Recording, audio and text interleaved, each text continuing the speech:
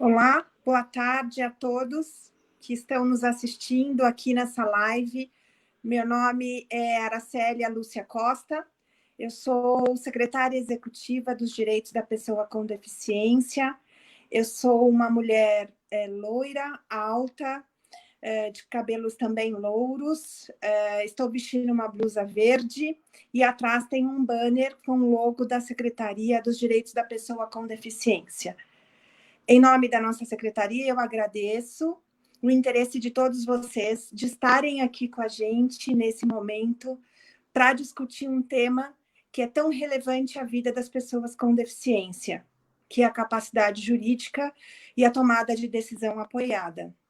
Um direito que foi garantido na Lei Brasileira da Inclusão, também garantido, inspirado na Convenção dos Direitos da Pessoa com Deficiência, mas, infelizmente, ainda pouco conhecido na nossa sociedade brasileira.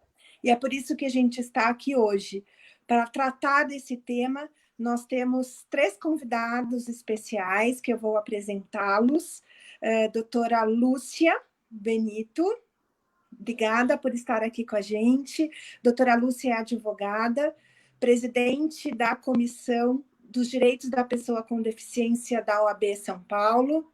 Doutora Estela Reicher também está aqui conosco, advogada, consultora jurídica do Instituto Jô Clemente e advogada que trabalha pelos direitos da pessoa com deficiência. Obrigada também, doutora Estela.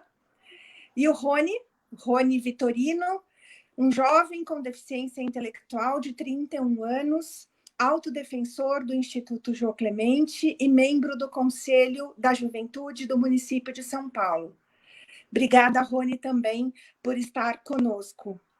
Eu vou passar a palavra para vocês darem boas-vindas e se autodescreverem para quem não está nos assistindo. Podemos começar com você, doutora Lúcia? Sim, obrigada, Aracélia. Eu agradeço a oportunidade de estar aqui com vocês hoje, cumprimentando a doutora Estela, o Rony, todos que estão acompanhando, estendendo também os meus cumprimentos à secretária de Estado, doutora Célia Leão. Vou fazer a minha descrição. Eu sou uma mulher baixa, cabelo castanho médio, estou vestindo uma roupa preta e o fundo da onde eu estou é de cor cinza. Obrigada, Lúcia. Estela? Pessoal, é um prazer estar com vocês. Eu sou a Estela, sou advogada, trabalho aí na defesa dos direitos das pessoas com deficiência. Tenho um escritório aqui em São Paulo e sou consultora. Estela, está com um áudio ligado? Estou. Vocês não estão me ouvindo? Vocês não estão me ouvindo? Não? Não nos ouve? Eu ouço. Ah, mas eu não estava ouvindo. Agora acho que... Agora okay. Sim? Então, vamos lá. Você já se autodescreveu, Estela, que eu não estou te ouvindo agora. Então, vamos lá. Eu sou uma mulher baixa, tenho cabelos castanhos na altura dos ombros, visto uma roupa preta e estou num fundo branco. Parede com fundo branco. Rony?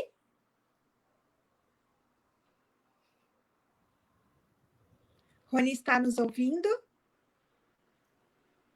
Sim.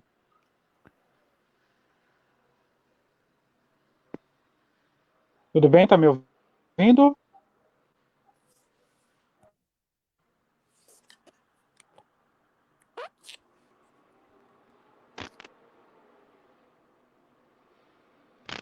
Célia, eu consigo te ver, só que não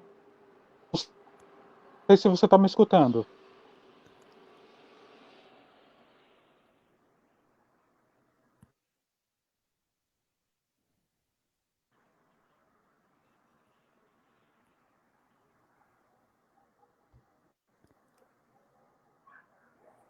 Doutora Lúcia, vocês me ouvem? Sim. Sim. Agora eu estava sem som nenhum. O Rony já se autodescreveu? Eu perdi uma parte.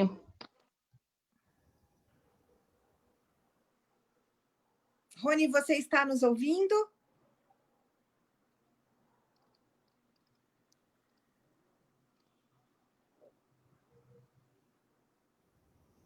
Não, ainda não.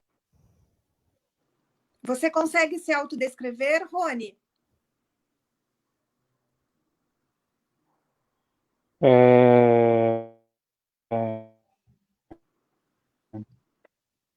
Estão me ouvindo, gente? Oi, Rony. Sim. Estamos ouvindo você, Rony.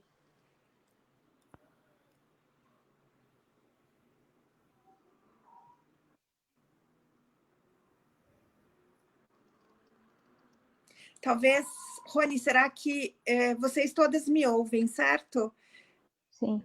Eu estou com dificuldade de ouvir o Rony. Vocês também? Eu acho que o Rony foi desconectado. Ele caiu? Ele saiu. Será que ele vai... Acho que ele vai tentar voltar.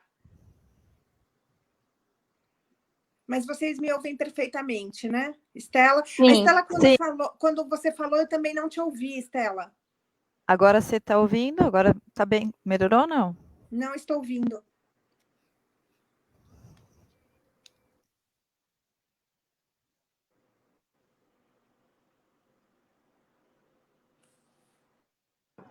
E assim?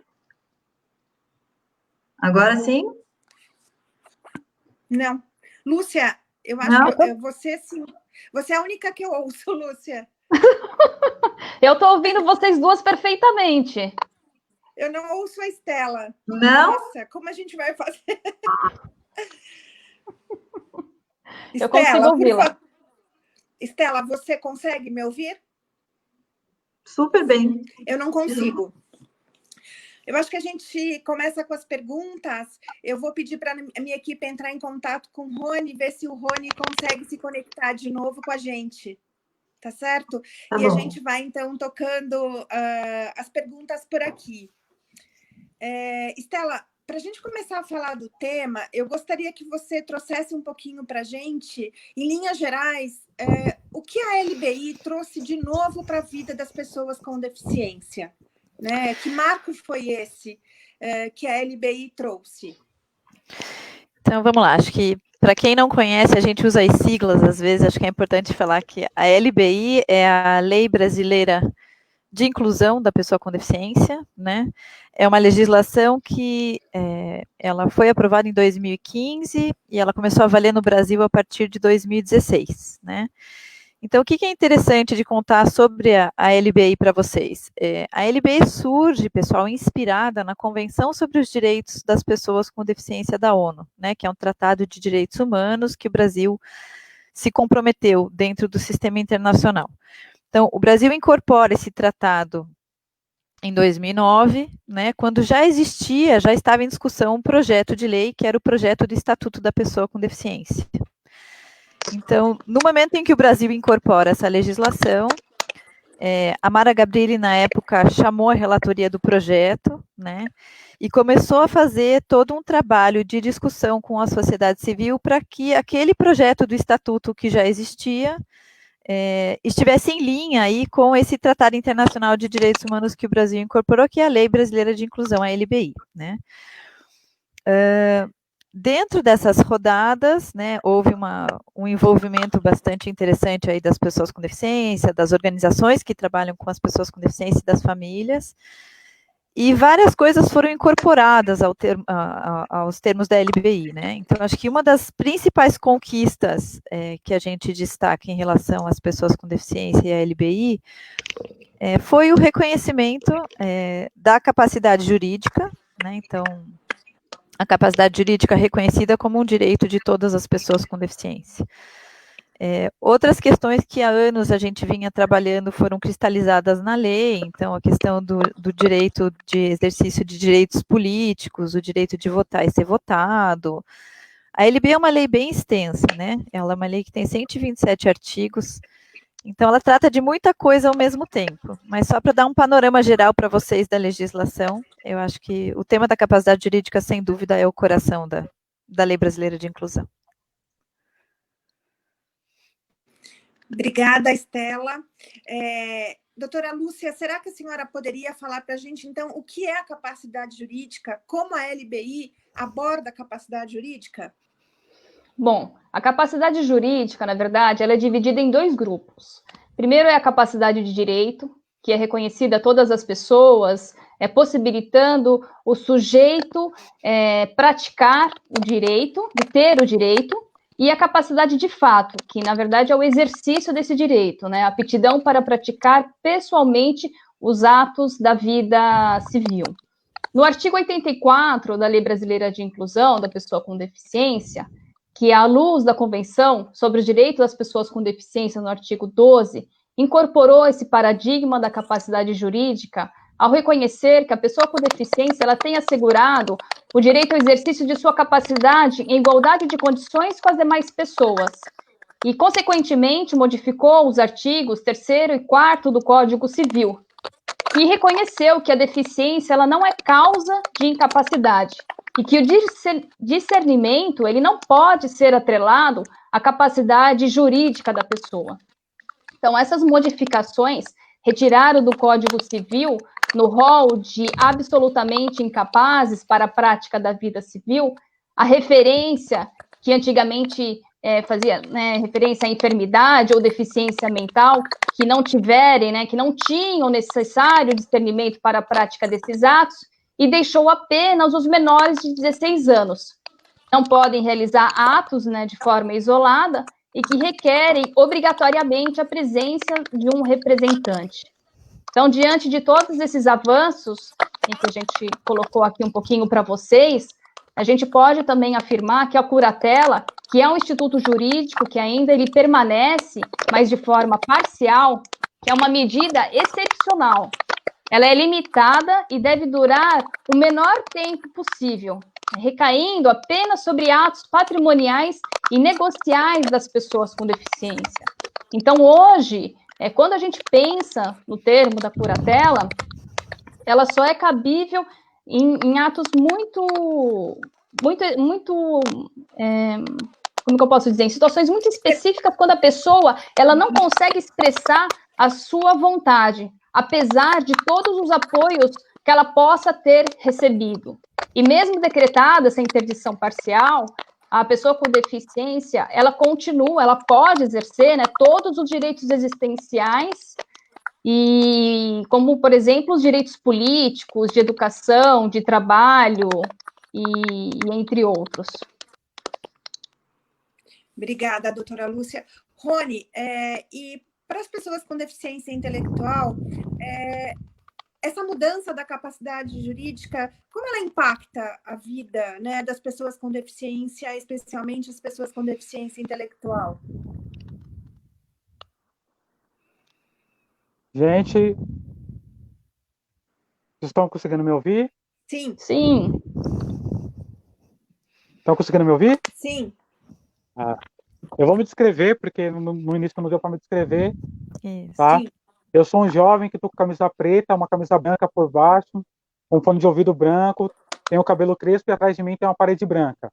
Ok? Certo. A capacidade jurídica, eu vejo que veio da maneira mais efetiva para a pessoa com deficiência intelectual ter total autonomia sobre a sua vida. Hoje, a pessoa com deficiência intelectual, ela pode votar, ela pode assinar uma conta no banco, hoje ela pode, no caso do matrimônio, ela pode assinar um papel para se casar, né? Hoje ela pode assinar, caso ela precisar uma cirurgia de risco, ela pode estar assinando. Ou seja, eu resumo a capacidade jurídica como a pessoa com deficiência tendo total autonomia sobre a sua vida, ela sendo o autor da sua história, ela tendo a sua capacidade e tomando as rédeas da sua vida própria. Rony, é uma abordagem assim, muito importante, né? E eu queria direcionar para a Estela. Estela, na prática, né, assim, essa nova abordagem, todos esses direitos que o Rony trouxe, né, os direitos de tomar a decisão da sua vida nos atos mais simples ou nos atos de trabalho, de votar, quer dizer, mas na prática, Estela, essa abordagem, como ela é vista, Estela? que barreiras você acredita que a gente ainda tenha na prática para que o direito ao exercício da capacidade jurídica seja, de fato, garantido e acessado pelas pessoas com deficiência?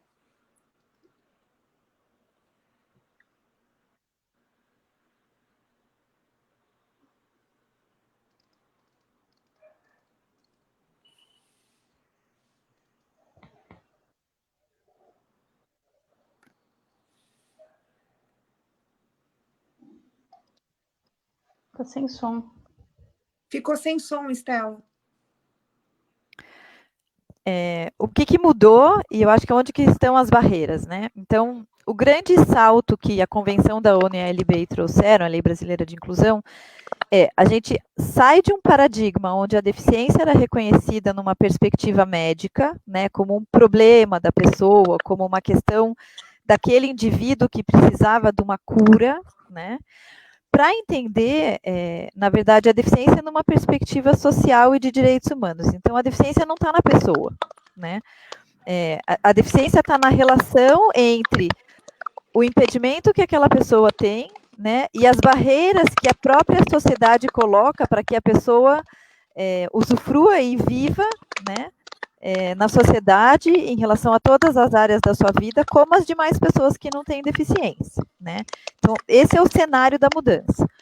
Então, na prática, embora a gente saiba que a legislação mudou e reconheceu essa autonomia para as pessoas com deficiência, então, quando a gente pega lá o artigo 6º da Lei Brasileira de Inclusão, está claro, né? Então, que a deficiência não afeta a capacidade das pessoas com deficiência de se casar, de exercer direitos sexuais e reprodutivos, de decidir se vai ter filhos ou não vai ter filhos, né? Tem o direito assegurado de não ser esterilizado, tem vários direitos que foram ali reafirmados.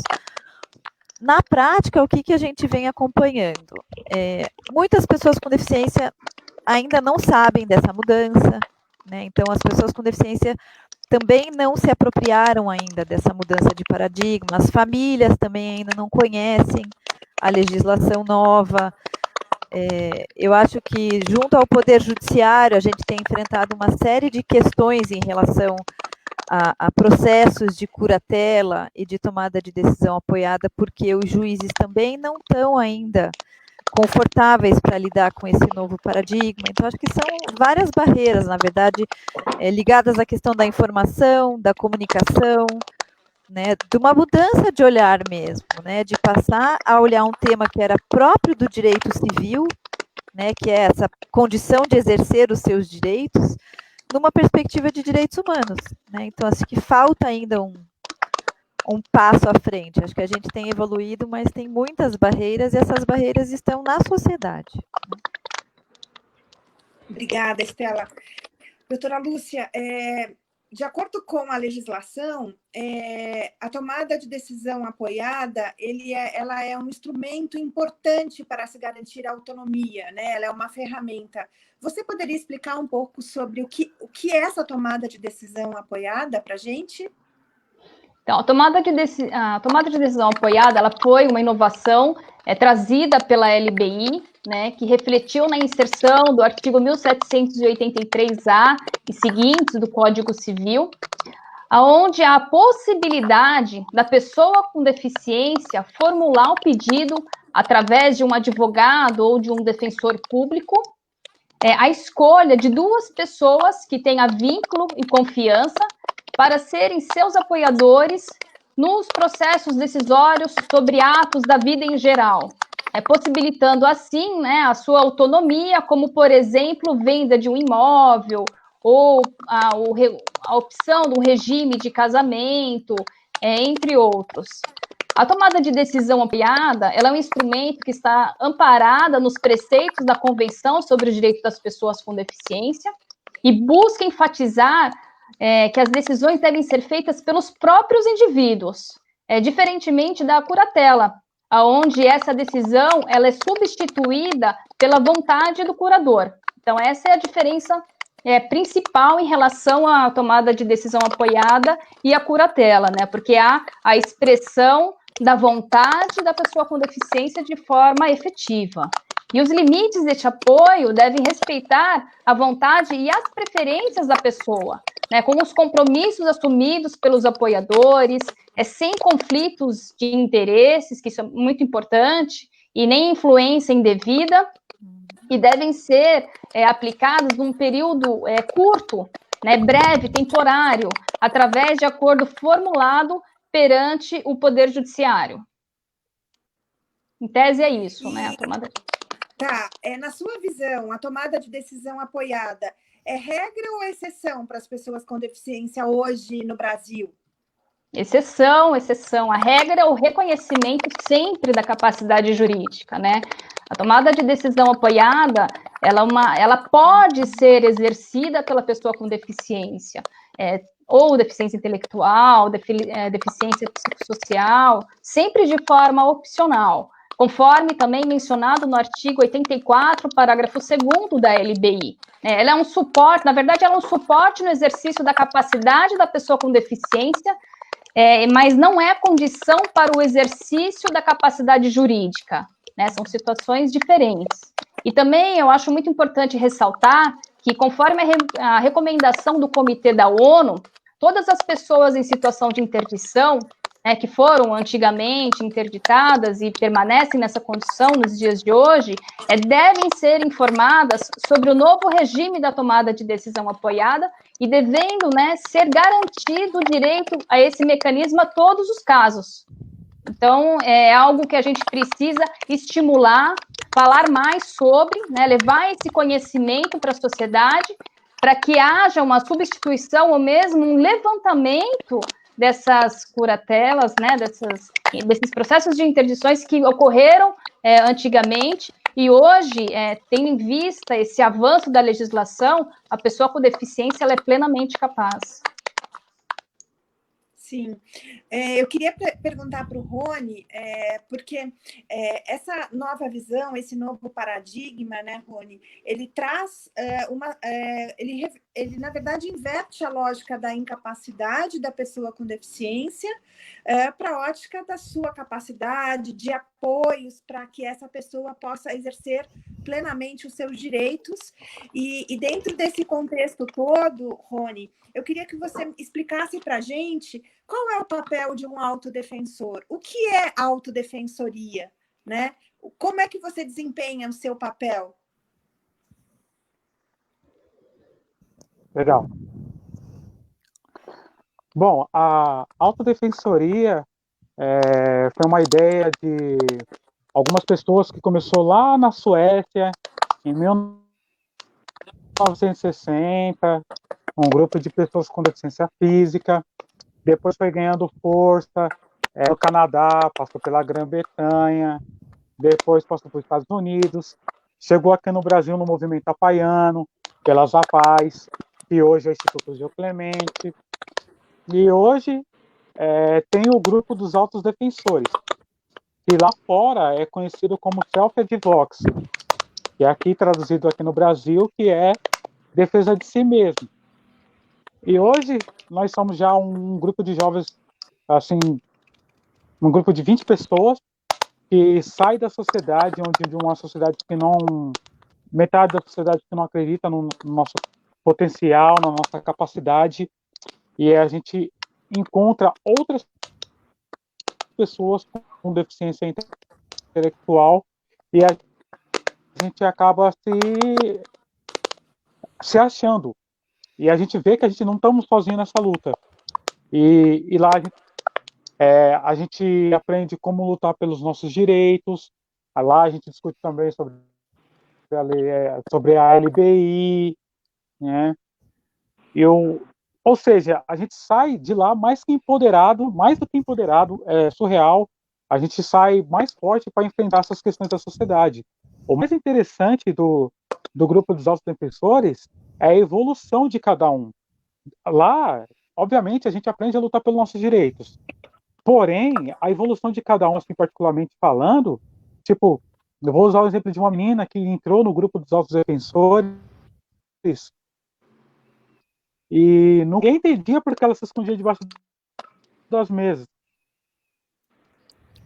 Hoje, a evolução dessa menina, só para você vocês terem uma ideia, para todos que estão aqui nos ouvindo, essa menina ela vai discutir políticas públicas comigo lá no Conselho Municipal dos Direitos da Juventude. Essa menina é a minha suplente e eu sou o titular do grupo na nossa ser empoderada, ser encorajada, ser capacitada, entendeu? Por alguém que acredita nela. E esse é o grupo dos Altos Defensores. Obrigada, Rony. É um trabalho super importante. Imagino que vocês estejam fazendo um trabalho importante no Conselho Municipal da Juventude, né? Que eu sei que não tinham pessoas com deficiência intelectual nesse conselho, então vocês romperam um paradigma estando lá, né? E eu acredito que essa sua experiência esteja trazendo bons frutos, né, Rony? Como é que está o trabalho lá no Conselho da Juventude, Rony? Conta um pouquinho. Não para, né? Não para, a gente vai discutindo. Primeiro a gente chega e a gente não compreende muita coisa que está rolando, que é muita informação. Mas a gente tem o nosso apoio, os profissionais acabam nos apoiando e a gente vai discutindo políticas públicas com outras pessoas que estão em outros movimentos. Então, tipo assim, tá andando e a gente está pensando em como desenvolver, mostrar para as pessoas que nós somos capazes. Estamos nessa luta aí, eu e a Ana Júlia. Obrigada, Rony, obrigada. Estela, de uma maneira geral, a situação do Brasil em relação à capacidade jurídica, perto de outros países, existem outros países que são referência, que conseguiram, né, garantir esse direito na ponta, Estela. Como é que o Brasil está em relação a isso? Vamos lá. O Brasil tem uma legislação que prevê, né, expressamente o reconhecimento da capacidade jurídica e o reconhecimento do mecanismo da tomada de decisão apoiado, que é um avanço, né? Então, nem todos os países já contam com uma legislação tão receptiva quanto a nossa. Então, tem países que ainda estão na fase de buscar uma legislação que trate dessa temática. Então, esse é um ponto positivo, a gente tem uma legislação, outros países ainda não. Em relação a outros bons exemplos, então, assim, a Colômbia recentemente aprovou uma lei muito vanguardista, muito interessante, o Peru tem uma legislação nova também bem interessante, que inclusive também já está sendo questionada, então a legislação colombiana já está sofrendo uma ação de inconstitucionalidade, inclusive o Instituto Jô Clemente participou como amigo da corte, né? A gente fez uma petição para apoiar a manutenção dessa legislação lá na Colômbia, né? Mas os desafios são os mesmos, é muito interessante que a gente vai acompanhando aqui, principalmente na América Latina, esse movimento da capacidade jurídica, e é muito parecido. Então, assim, não dá para dizer que a gente está num cenário totalmente ruim, porque a gente tem uma legislação que nos ajuda. Mas, na prática, a gente vê que ainda falta avançar, né? Acho que tem alguns passos largos aí que a gente precisa dar e acho que esses espaços, secretária, de discussão, de debate, de abertura para que as pessoas, né, possam conhecer sobre o assunto e perguntar, eu acho que, sem dúvida, são ferramentas bem importantes e que, enfim, né, que a gente se disponha a conversar e acho que é sempre importante ter esses espaços de oportunidade aí. Obrigada, Estela. Na verdade, acho que o grande desafio, né, e eu quero fazer essa pergunta para a doutora Lúcia, a importância dos atores, né, do sistema de justiça na operacionalização, né, da capacidade jurídica e tomada de decisão apoiada. Porque, como a Estela disse, do ponto de vista legal, a gente está muito avançado, né, muito mais que outros países até. A grande questão é da operacionalização, né? Da instrumentalização, dos meios, do como fazer. E daí eu queria ouvir um pouquinho, nós gostaríamos de ouvi-la, doutora Lúcia, em relação à importância dos atores de justiça para que esse direito, de fato, seja garantido às pessoas com deficiência, né? Eu queria que você falasse um pouquinho sobre esses atores e o seu papel na tomada de decisão apoiada e na capacidade jurídica. Então, bom, para a efetivação, né, deste novo paradigma, é essencial que o Poder Jurídico, né, Ministério Público, Defensoria e nós, advogados, possamos atuar de acordo com a LBI e as demais normas, e ter uma interpretação harmoniosa em relação aos princípios da Convenção e dos direitos humanos. Eu acredito que hoje ainda, assim, o entendimento da complexidade da Convenção, né, e a importância da LBI, ela ainda foi pouco divulgada, né, eu acho que os próprios operadores do direito ainda carecem dessa atualização, e isso acaba impactando um pouco, porque nós precisamos ser harmônicos, todos devem seguir esses princípios para que a gente consiga, de forma efetiva, colocar em prática, né, e ter esse reconhecimento de forma eficiente. Outro ponto que eu acho assim, muito importante é a atuação do IMESC, né, que é o Instituto de Medicina Social e de Criminologia de São Paulo, em relação ao tema. Porque é através da perícia médica que será elaborado o laudo que embasará, por exemplo, o pedido de curatela. Então, é fundamental que essa análise realizada seja multidisciplinar e interdisciplinar, né, possibilitando análises mais completas das situações existentes em respeito ao modelo biopsicossocial, conforme mencionado na Lei Brasileira de Inclusão da Pessoa com Deficiência. E, por fim, também eu acho que não só os atores do sistema de justiça, mas como bem já enfatizado pela doutora Estela, é essencial o empoderamento das pessoas com deficiência, principalmente em relação às famílias dessas pessoas com deficiência, né, e pela sociedade, para que haja a estimulação da independência, da autonomia individual, da conscientização sobre o seu próprio valor como cidadão, né, e a liberdade de eles fazerem suas próprias escolhas e que participem da vida em sociedade. Porque não adianta nós falarmos só dos atores da justiça, enquanto a gente vê ainda uma resistência muito grande em relação às famílias, né, de buscarem esse conhecimento e de estimularem essa independência. Então, eu acho que se todos nós estivermos alinhados, nós conseguiremos um reconhecimento, né, essa efetivação da autonomia e das potencialidades de todas as pessoas com deficiência. Perfeito, doutora Lúcia.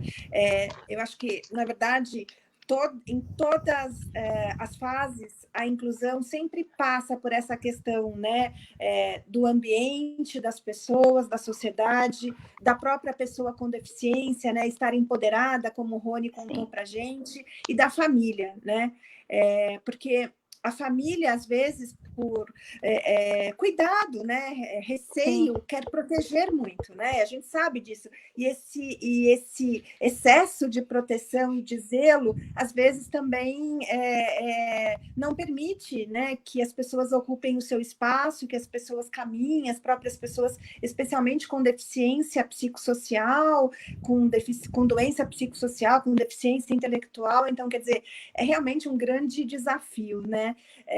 Estela, nesse cenário todo desses atores, eu gostaria que você falasse um pouco do papel das entidades, né?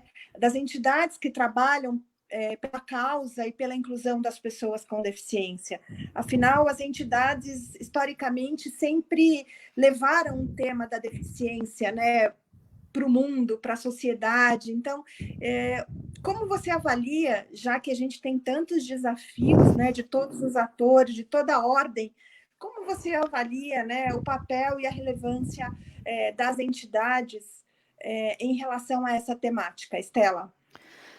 Acho que o papel das organizações tem sido, né, e é fundamental. Eu acho que quando a gente fala do próprio processo de construção da Convenção sobre os Direitos da Pessoa com Deficiência, do processo de construção da Lei Brasileira de Inclusão, foram processos em que a sociedade civil teve muito engajada, né? Então, as organizações de pessoas e para pessoas com deficiência participaram muito ativamente, tanto do processo internacional, quanto do processo que aconteceu aqui no Brasil, né? Até que se consolidou a Lei Brasileira de Inclusão da maneira como a gente tem ela hoje. Então, acho que, historicamente, as organizações tiveram aí um papel fundamental na história dos direitos e continuam tendo, né? Então, qual é o papel das organizações hoje? São as organizações que fazem o diálogo com as famílias, são as organizações que fazem o diálogo com as pessoas com deficiência, são as organizações que defendem as bandeiras de advocacy. Então, quando a gente precisa melhorar a legislação, quando a gente precisa atuar, né, num caso de litigância estratégica junto ao Poder Judiciário para tentar fazer valer um caso, né, paradigmático, vamos tentar um levantamento de interdição para mostrar para o Judiciário que é possível, né? Então, acho que tem um papel fundamental. Eu acho que é esse papel multifacetário aí das organizações, né? São as organizações que ajudam a levar o conhecimento para as famílias e para as pessoas e, ao mesmo tempo, que se colocam nessa linha de frente, né? Se colocam como atores disponíveis, né, voluntários para pensar o processo, para ajudar na construção dessas mudanças e para testar na prática, né? Eu acho que um pouco do trabalho que a gente vem fazendo no Instituto é um pouco nessa perspectiva de mostrar na prática que esse paradigma precisa ser rompido, que a gente precisa trabalhar, na verdade, numa outra dimensão aí dos direitos humanos. Nesse sentido, né, nós da Secretaria criamos um grupo de trabalho que vocês integram, né, o Rony também, na tentativa de romper essas barreiras, porque elas são várias, como já falamos aqui, né, desde a ótica da família, da própria pessoa com deficiência, do sistema de justiça, da sociedade em geral, né? Então, existe uma falta de conhecimento sobre a temática ainda. Então, o grupo de trabalho ele tem esse desafio, né, de tantas coisas que tem que se fazer, por onde começar, né? Então, eu acredito que a gente tenha que avançar ainda, né? Eu acho que esse é fruto do nosso trabalho. Não é um tema fácil, né, como a gente já discutiu aqui, porque ele traz uma visão, ele quebra a visão de incapacidade que historicamente as pessoas, né, a sociedade tem em relação às pessoas com deficiência. E não é fácil mudar a cultura, né? Então, assim, eu gostaria que você, doutora Lúcia e Estela, se pudesse dar um recado, assim, que recado daria, né? Por onde vocês começariam, né, a gente a trabalhar, né, com esse tema? Por onde começar, né? O que fazer? Então, eu gostaria de ouvi-las, doutora Lúcia, depois doutora Estela, e se o Rony voltar, também gostaria muito de ouvir o Rony.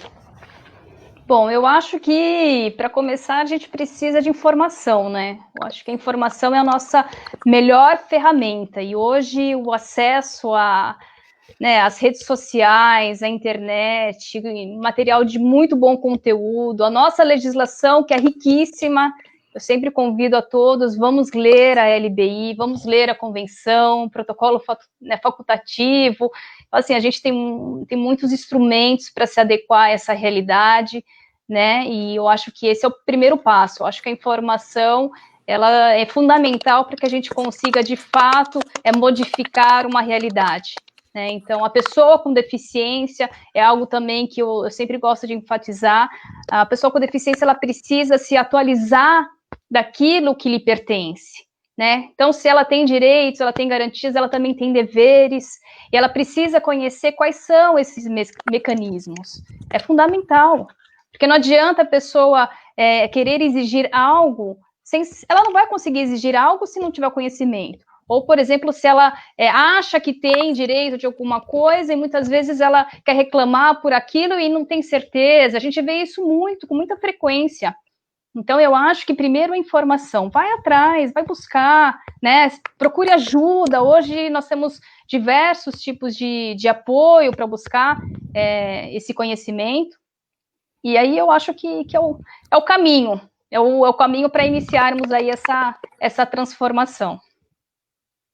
Obrigada, doutora Lúcia. Estela? Eu acho que complementando, né? Acho que, sem dúvida, Lúcia, a informação é o primeiro ponto, né? Eu acho que, além desse trabalho com as pessoas e com as famílias, é isso. A gente precisa dialogar com o Poder Judiciário, a gente precisa conectar com a Defensoria, conectar com o Ministério Público, conectar com os juízes, né? Dialogar sobre isso, mostrar que é possível, né? Eu acho que existe um receio muito grande em entender que curatela não é proteção, né? Então, por muitos anos se promoveu curatelas achando que é isso que protege as pessoas com deficiência. Então, é como se a gente tivesse pegado um pedaço da história inteira e falado, pessoal, agora isso aqui mudou, né? Então, acho que esse diálogo, essa troca de informação, a gente precisa levar também para dentro do Poder Judiciário, porque sem os atores do sistema de justiça vai ficar muito difícil a gente conseguir, na prática, mudar, né? Mudar o paradigma. Obrigada, Estela. O Rony não conseguiu voltar com a gente, né? Infelizmente. Eu queria muito saber do olhar do Rony, né? Sobre a incapacidade que ainda se tem sobre as pessoas com deficiência. Não sei se o Rony está tentando voltar, acho que ele está tentando voltar aqui com a gente. Rony, que bom, Rony. Está nos ouvindo? Rony, está ouvindo? Eu tenho uma última pergunta para você. Não sei se você nos ouve.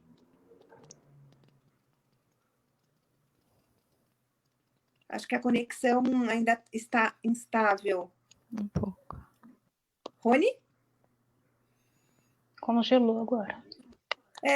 Eu acho que é uma questão eu acho que não está estável, né? A conexão do Rony. Poxa, que pena. Oi, Rony. Rony, está nos ouvindo?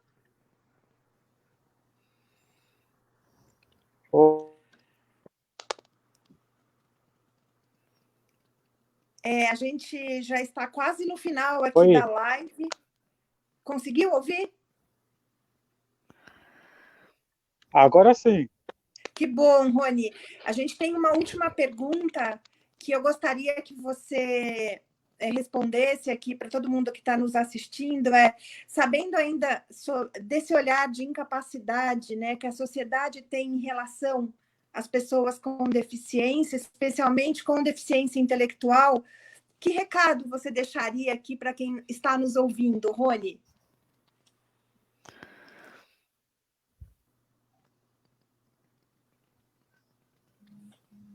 Rony?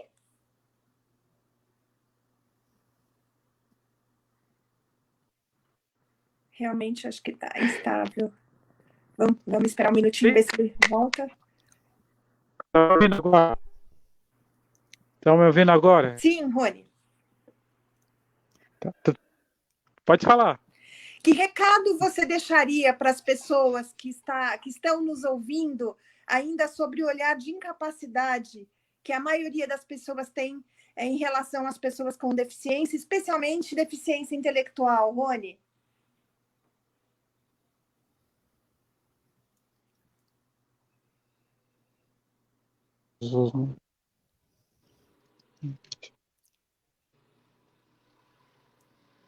Ouviu? Conseguiu nos ouvir, Rony? Conseguiu me ouvir?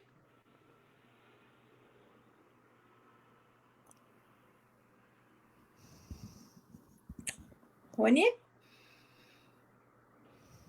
Puxa, que pena. Gostaria... Estão me ouvindo? Agora sim. Oi. Oi, você conseguiu ouvir a pergunta?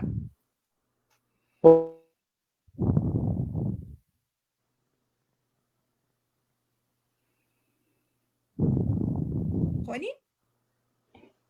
Acho que está instável, né? Muito instável. Tem mais ou menos. Você consegue responder? Quer dizer, você está com áudio? Consegue nos responder? Está me ouvindo agora? Sim.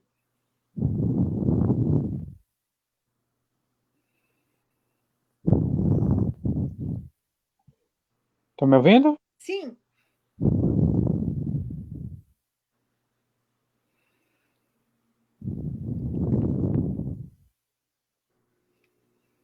Rony? Puxa, que pena.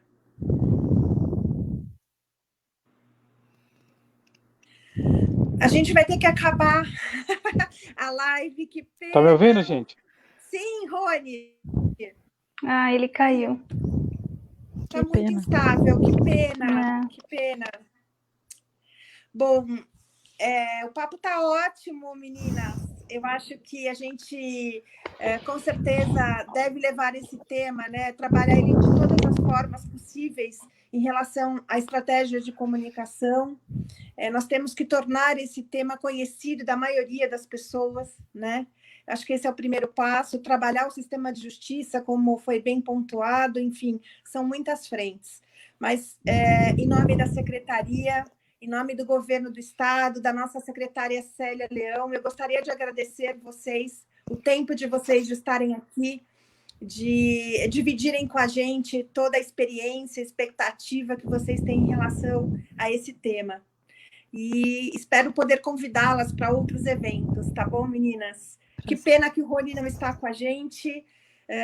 Todas as perguntas que a gente receber, eu encaminho para vocês, a gente encaminha para vocês responderem aos nossos ouvintes.